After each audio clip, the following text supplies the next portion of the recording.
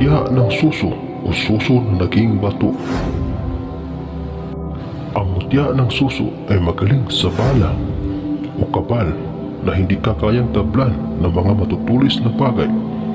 Sa negosyo, sa tagabulag na hindi kakayang makita ng mga kaaway.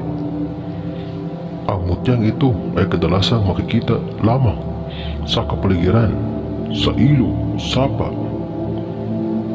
at iba pang lugar na may tubig. Mutya lamang ito pag ito ay naging bato at pag ibinabad ito sa katas ng kalamansi ay gumagalaw pag ito ay tunay na mutya.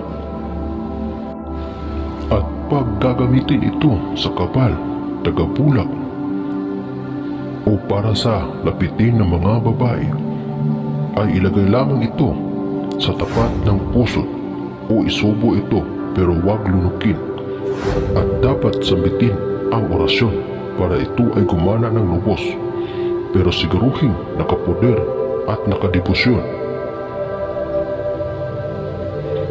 Magdasal muna ng isang Ama Namin, isa ba Ginoong Maria at isang sumasampalataya, at isunod ang orasyon ito ng 3 beses. Ito na po ang orasyon na iyong sasambitin ng 3 beses.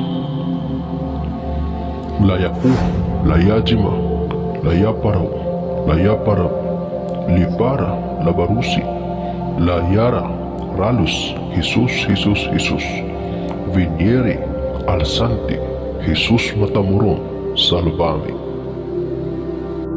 Layaku, layajima, layaparaw, layaparab, libara, labarusi, layara, ralus, Jesus, Jesus, Jesus, viniere, alsante, Jesus matamorong, salvame.